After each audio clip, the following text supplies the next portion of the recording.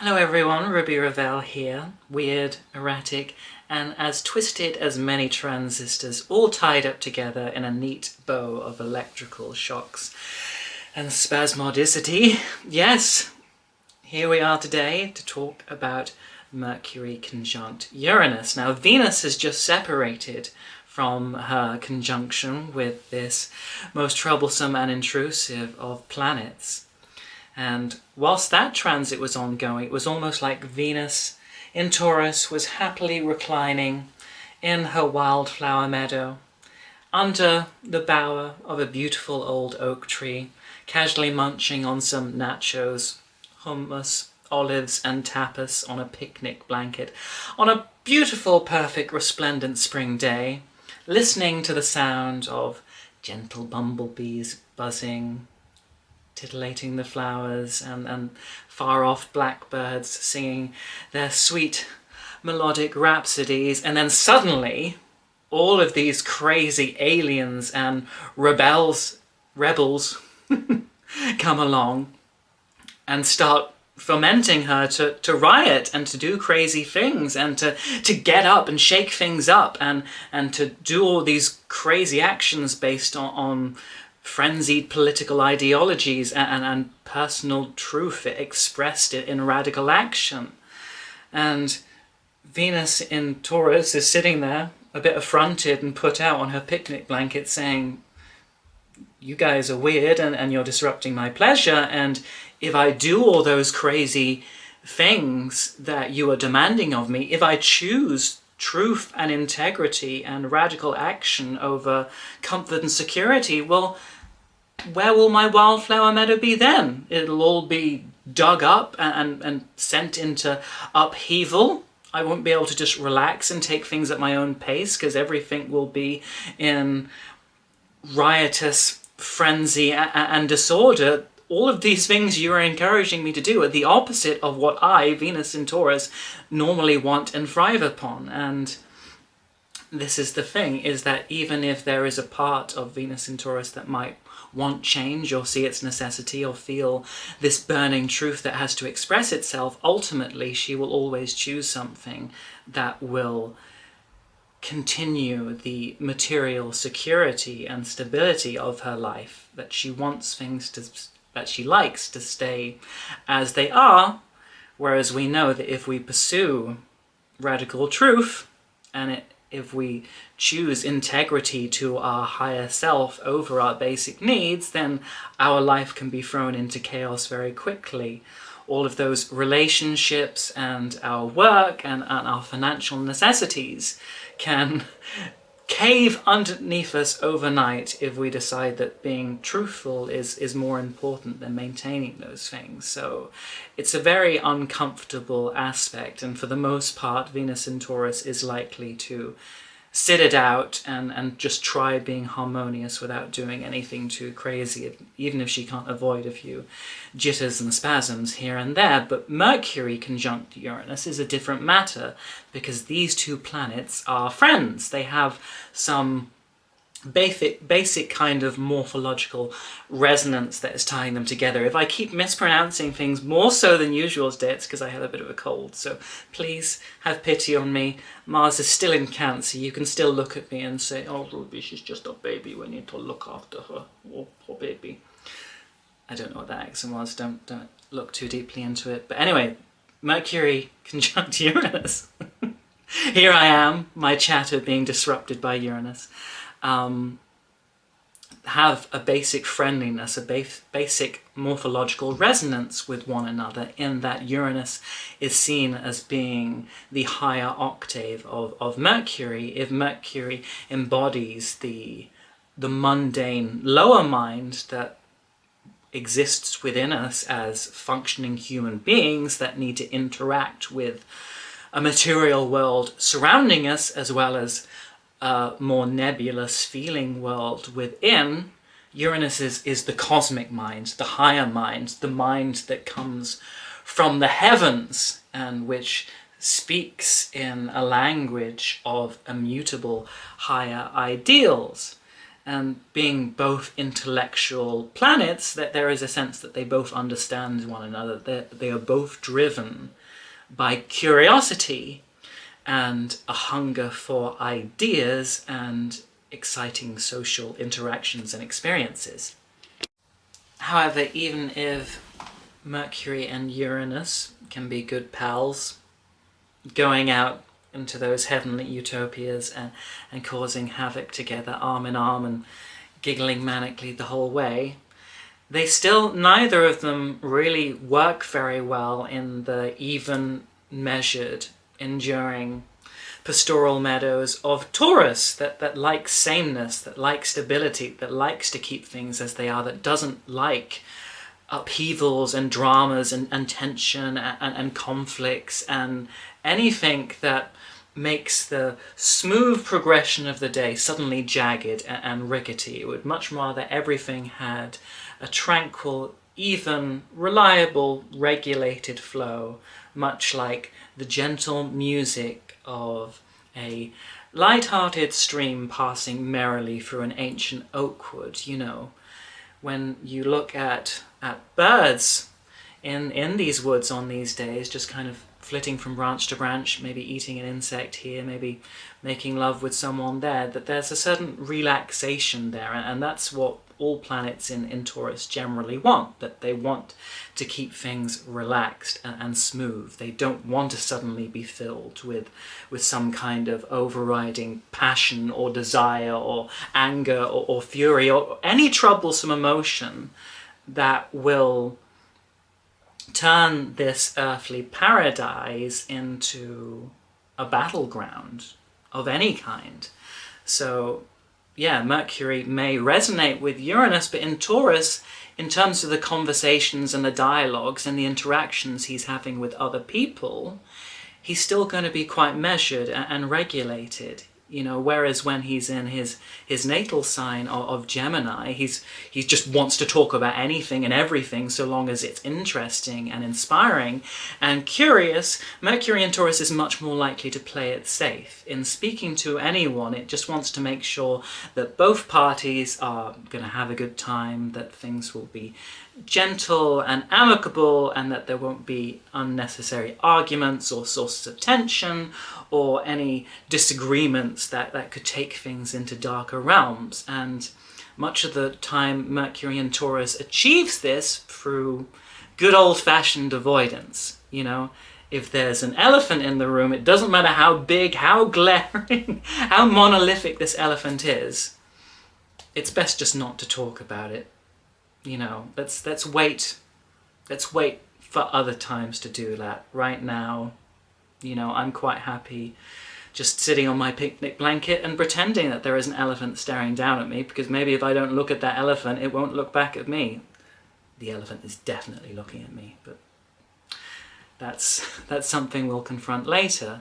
So yeah, maintaining harmony through omission is a big tactic of Mercury in Taurus, and that might mean actually that underneath the amicable, easygoing facade it maintains, that there might be a lot of brooding and resentment and hostility that ends up being expressed passive-aggressively or in a little acerbic criticisms, or in just general in some of the stone-walled impenetrability that Taurus is very capable of presenting when it feels that someone has not been as pleasant to it as it would like.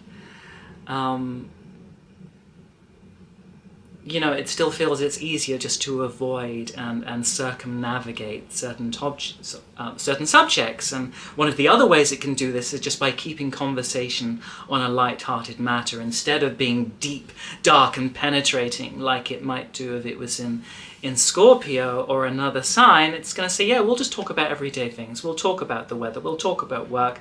We'll talk about money. We'll talk about how pretty those flowers are over there. You know, if we just stick to those nice, everyday, mundane, safe, secure things, then our relationship and connection with one another will remain reliable, safe and secure too, even if on both sides there's a lot of those brooding, uncomfortable feelings.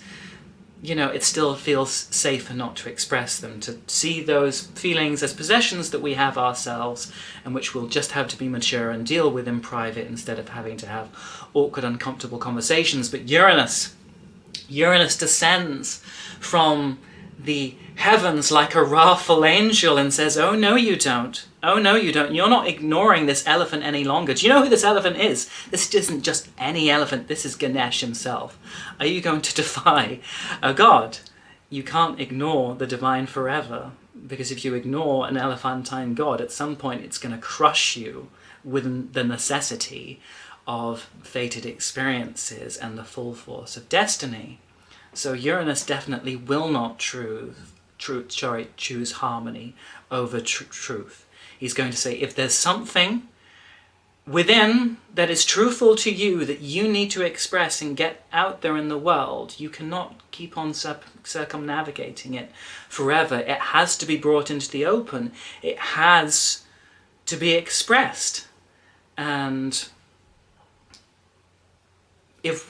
usually there is a certain amount of truth to this, because if we don't listen to Uranus saying, okay, I've got to be honest and forthright about some of the things that are going on within me, usually he will engineer big, dramatic, disruptive accidents, periods of chaos, sudden breakups or breakthroughs, just because all of that energy, all of that electrical, truthful energy cannot be held back. It has to come out, it has to be expressed, it has to express itself. Otherwise, if it's buried beneath the earth, it rebels against the earth and turns into a big shattering earthquake that destroys and razes all of those foundations and flagstones far more violently and relentlessly than if we had approached those sources on our own. So there is an element of planetary compulsion involved there, and this is where we have to engage with the part of Mercury in Taurus that is capable of being mature and stoical and accepting of the plain facts of the case. Even if on the face of it immediately Mercury in Taurus would say, I don't want to express these weirder, these more erratic, these more disruptive or potentially fraught or controversial things I'm feeling inside, because then it's going to cause chaos in my personal life. It might cause the end of a relationship, it might make me leave my job, it might put me in some kind of position of social, political turmoil that I don't want to engage with. But at some point, if we can say, no, I have to be mature, I have to be adult, I have to express these things and accept the consequences, there's a certain immutable necessity there that Taurus can appreciate, that if denying these things for too long is actually going to cause more chaos in the long run, at least if we take our own honesty and integrity into our own hands, we potentially have made things a bit more smoother for us in that long-term picture. We have accepted that in a very practical, earthy way, we cannot run from the truth forever. And even if it might make us uncomfortable, life isn't always going to be comfortable in that Taurian way, and sometimes we just have to face the music and dance, not knowing if it's going to be a tango, a polka, a ballet, or a waltz, or a break dance. Now, on a personal level, I can remember how this conjunction played out during April of last year, because it was just during the stage in my life when I was beginning to accept that I was trans and tentatively beginning to express that to some of the close people in my life. And while many of those closest to me knew, it was something I still hadn't broken to my family, and which was becoming harder and harder to conceal, given that, I was beginning to wear makeup, I was beginning to wear women's clothing and breast forms, and I couldn't go on living a double life forever. And yet, because of that tentative Taurian energy, there was that part of me that was convinced that if I do have these conversations with them, if I do let my family know what a socially disruptive Aquarian transgender weirdo I am, then they're all going to disown me. And all of those little ways in which my life and financial, social, material security interlocks with theirs, if they know this, maybe all of that will go asunder, and I'll have to go out into the world entirely by myself, unsupported, with no idea of how to deal with all the dust clouds. And eventually it did reach this kind of make or break point where my mum sat me down and said, you know, we have to talk about whatever it is that's going on with you. At first she had no idea, but eventually we got it all out in the open, and we were able to deal with it. And I think this is something that's worthwhile to remember, is that even if Taurus might not necessarily enjoy being confronted with those weirder, eccentric, jagged realities of existence, once they are out there in the open, once they have materialized as concrete, inarguable facts, Mercury and Taurus will kind of go, okay, I might not like that, it might not really be my thing, I'm not perhaps entirely thrilled or over the moon about this news, but it is what it is. And, you know, I'm not gonna act erratically and crazily because of the news that I've heard. You know, I'm still going to try and respond to you in a peaceable way, just as I expect you to deliver this news to me in a peaceable way. So one of the mundane ways that this transit can play out is that we can have those conversations with people in which there is some kind of earth-shattering news expressed between us that may radically shift our perception and connection and relationship with someone else. And sometimes that news can offer new hopes and new potentials. You know, if we're suddenly seeing someone or something that we thought we knew very well, and we're now seeing it with that flash thunderbolt of Satori in a new light, that can be very enlightening. It can go, okay, this thing is much more deeper and complex than I thought it was. In fact, it's very different from what I thought it was altogether, but maybe I can relate to it better this way. Or it might be one of those things where something is revealed to be so different from what you thought it was originally that you no longer know whether it's something that really works for you. But even then, at least you will have had this thunderbolt of truth that you can say, okay, at least I know the reality of this situation now, and I can decide whether to carry on with it or not. Of course, not all of the communications can be this personal. You know, it could just as easily be disruptive messages relating to one's home life, to one's finances, to work, to political issues. You know, it all depends as well where this conjunction is occurring in your natal chart. So look at the house that it is transiting through, and that will give you an idea of the area of your life in which those energies may manifest themselves. Anyway, my Mercury, as you can hear, is getting a bit run down and croaky, so I'm going to stop there. I've got some other videos I will be making for you in the upcoming week. There'll be one on Venus in Gemini, very fun. And yeah, you know how to contact me with my details below if you want anything from me. And yeah, enjoy the hurricanes in your pastoral meadows.